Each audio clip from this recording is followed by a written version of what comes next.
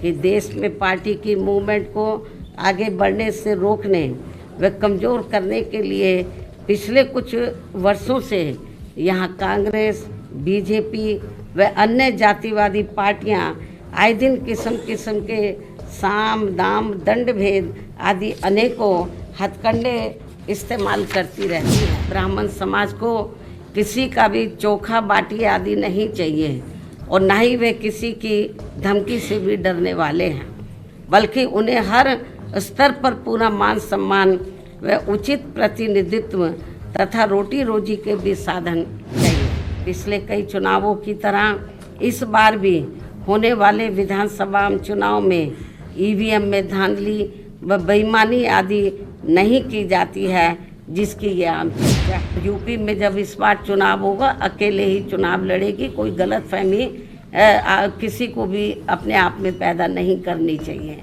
इसलिए अब हमारी पार्टी ने उत्तर प्रदेश सहित पूरे देश में सभी छोटे बड़े चुनाव अकेले ही लड़ना ज़्यादा उचित समझा है। अब अपने राजनीतिक लाभ के लिए उनमें से कुछ योजनाओं की नकल करके केंद्र व राज्यों की भी सरकारें इनका नाम व थोड़ा स्वरूप आदि बदलकर इन्हें चला भी रही। विरोधियों द्वारा बीएसपी को कमजोर करने के लिए षड्यंत्र रचे गए हैं। बहुजन समाज पार्टी की राष्ट्रीय अध्यक्ष और उत्तर प्रदेश की 4 बार के मुख्यमंत्री मायावती ने अपने 70वें जन्मदिन के मौके पर राजनीतिक विरोधियों पर तीखा हमला बोलते हुए सत्ता में वापसी का दावा किया है। लखनऊ में आयोजित प्रेस कॉन्फ्रेंस को संबोधित करते हुए मायावती ने भारतीय जनता पार्टी, समाजवादी पार्टी और कांग्रेस तीनों को एक ही तराजू पर रखते हुए कहा कि इन दलों ने पिछले कुछ वर्षों में बीएसपी आंदोलन को कमजोर करने की साजिश रची है, जिसका अब करारा जवाब दिया जाएगा। मायावती ने कहा कि बीएसपी केवल एक पार्टी ही नहीं बल्कि शोषित वंचित समाज के आत्मसम्मान और अधिकारों का आंदोलन है। उन्होंने स्पष्ट शब्दों में कहा, हमारी पार्टी को कमजोर करने की जो भी कोशिशें की गई हैं उनका जवाब देना जरूरी है ताकि देश के सबसे बड़े राज्य उत्तर प्रदेश में बीएसपी को फिर से सत्ता में वापस लाया जा सके। प्रदेश भर में बीएसपी कार्यकर्ताओं ने मायावती का जन्मदिन जन कल्याणकारी दिवस के रूप में मनाया है। लखनऊ में कल बड़ी संख्या में कार्यकर्ता राजधानी पहुंचे और कार्यक्रम में शामिल हुए। इस दौरान मायावती ने कार्यकर्ताओं में जोश भरते हुए कहा कि वे किसी भी दल के झांसे में न आएं और संगठन को मजबूत करने में जुट जाएं। इसी कड़ी में उत्तर प्रदेश के पूर्वी जिले आजमगढ़ में भी मायावती का जन्मदिन धूमधाम से मनाया गया। इस कार्यक्रम में मऊ, बलिया और आजमगढ़ के कार्यकर्ता और नेता शामिल रहे। इस दौरान मंच से बसपा नेता अबुल कैश आजमी के टिकट की घोषणा भी हुई। अबुल कैश आजमी को ये टिकट पूरे प्रदेश में सबसे पहले दिया गया है, वो भी दीदारगंज विधानसभा क्षेत्र से, जहां से एक समय बसपा सरकार में सुखदेव राजभर विधानसभा के स्पीकर भी बने और मौजूदा समय में उनके बेटे कमलाकांत राजभर सपा से विधायक हैं।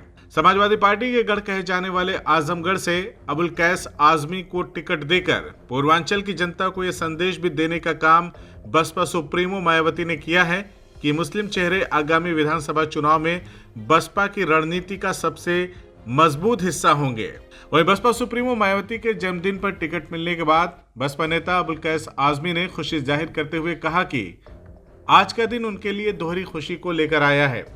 एक तरफ बहन जी का जन्मदिन है, दूसरी ओर पूरे प्रदेश में सबसे पहले उन्हीं के नाम पर टिकट की घोषणा हुई है। उन्होंने कहा कि बहन जी के जन्मदिन की खुशी पहले से थी, लेकिन दीदारगंज से टिकट की घोषणा ने उस खुशी को दोगुना कर दिया। अबुल कैस इससे पहले भी विधानसभा चुनाव लड़ चुके हैं। उन्होंने बताया कि वर्ष 2012 में फूलपुर विधानसभा से चुनाव लड़ा था, जहां वे महज 411 वोटों से हार गए थे। इसके बाद 2017 में भी चुनाव मैदान में उतरे, लेकिन इस बार 1700 वोटों से पराजय मिली। उन्होंने कहा कि दोनों बार उन्होंने मजबूत और सम्मानजनक चुनाव लड़ा, लेकिन इस बार पार्टी ने उन्हें दीदारगंज भेजकर बड़ा भरोसा जताया है। पूरे प्रदेश में सबसे पहले टिकट मिलने के सवाल के पीछे की रणनीति के बारे में पूछे जाने पर वो कहते हैं कि यह सिर्फ सम्मान नहीं बल्कि बड़ी जिम्मेदारी भी है। पार्टी ने जो मुझ पर भरोसा किया है उस पर खरा उतरने के लिए मैं अपने समाज से लेकर हर समाज के बीच में जाऊंगा। 1 साल का अभी समय है और हर हाल में दीदारगंज की सीट बहन जी की झोली में डालने की कोशिश करूंगा। उन्होंने कहा कि आमतौर पर टिकटों की घोषणा आखिरी समय में होती है, जिससे भ्रम और अफवाहें फैलती हैं, लेकिन इस बार बहन जी ने साल भर पहले टिकट घोषित करने का फैसला इसीलिए लिया है ताकि प्रत्याशी पूरे मन से क्षेत्र में काम कर सकें और टिकट को लेकर अनावश्यक भ्रम न फैले। उन्होंने दावा किया कि आने वाले 1.5-2 महीने में कई और सीटों पर टिकट घोषित किए जाएंगे। वहीं दीदारगंज विधानसभा के सामाजिक समीकरण पर अबुल कैश ने कहा कि यह सीट दलित और मुस्लिम बहुल जरूर है, लेकिन उनका लक्ष्य हर समाज को बसपा से जोड़ना है। मैं हर समाज के वोटरों के बीच जाऊंगा और सबको बहन जी की नीतियों से जोड़ने का प्रयास करूंगा। वहीं क्षेत्र की समस्याओं पर बात करते हुए अबुल कैश ने साफ कहा कि दीदारगंज की सबसे बड़ी दिक्कत सड़क और बिजली है। अगर जनता ने मौका दिया और बहन जी की सरकार बनी तो सड़क और बिजली की समस्या को खत्म करना उनकी पहली प्राथमिकता होगी। अंत में दीदारगंज की जनता से अपील करते हुए अबुल कैश ने कहा कि अगर अमन चैन और मजबूत सरकार चाहिए तो बहन जी की सरकार बनाना बेहद जरूरी है। बसपा की ये शुरुआती पहल आने वाले समय में प्रदेश की राजनीति को किस दिशा में ले जाएगी, इस पर अब सभी की नजरें टिकी हुई हैं। अबुल कैश जी, आज आपकी टिकट की घोषणा हुई है मायावती जी के जन्मदिन पे, तो क्या कहना चाहेंगे, कैसा लग रहा है? भैया बहुत अच्छा लग रहा है कि तो बहन जी की जन्मदिन था, उसकी खुशी थी। दूसरी बात है कि बहन जी ने पूर्वांचल में 350 विधानसभा दीदारगंज में पहले टिकट घोषणा कर दिया, तो और ज़्यादा खुशी बढ़ गई हमारी। भैया जन्मदिन के बहन जी की जो खुशी थी उसकी डबल हो गई आज हमारी। और इसके पहले भी आपने चुनाव लड़ा है? और हाँ, 2012 में लड़ा था फूलपुर विधानसभा जी, तो 411 वोट से मैं हार गया था। अच्छा। फिर उसके बाद 2017 लड़ा तो 1700 से हार गया। तो दोनों बार बहुत अच्छा चुनाव लड़ा था, लेकिन अब की बार बहन जी ने मुझे दीदारगंज भेज दिया। पार्टी ने जो आप पे भरोसा किया, क्योंकि पूरे प्रदेश में पहले टिकट की घोषणा आपकी हुई है, तो उस भरोसे पे खरा उतरने के लिए आपका क्या प्रयास? मैं अपने समाज से लेकर हर समाज में जाऊंगा। 1 साल का मौका है, किसी भी तरह से ये 350 विधानसभा में बहन जी की झोली में डालूंगा। और देखा जाता है कि चुनाव के अंतिम समय में टिकट वितरण होता है, बहुत सारी सीटें पहले से क्लियर होती है, लेकिन बहुत सारी अनक्लियर भी होती हैं। तो बसपा की जो आपकी स्ट्रेटेजी है पहले से टिकट घोषणा की, ये कितना मुफीद साबित होने वाली है? इसलिए कि बहन जी इसी अफवाह को बंद करने के लिए अब की बार टिकट साल भर से शुरू हो गया है। अब 1 आध महीने के अंदर मुझको मेरी जानकारी में जहाँ तक कि बहुत सारे टिकट हो चुके हैं। बस बहन जी जब मैंने घोषणा कर दी टिकट की, इसलिए कि समय ज़्यादा रहेगा तो आदमी को भ्रम नहीं फैलाएंगे। नहीं तो ज़्यादातर जो टिकट मांगते हैं उनको टिकट नहीं मिलता, वो भ्रम फैलाते रहते हैं। इसीलिए बहन जी ने निर्णय लिया कि अब की बार हमको सरकार बने, साल भर पहले सबको टिकट जो अच्छे से प्रत्याशी है उनको कन्फर्म करते जाएँ।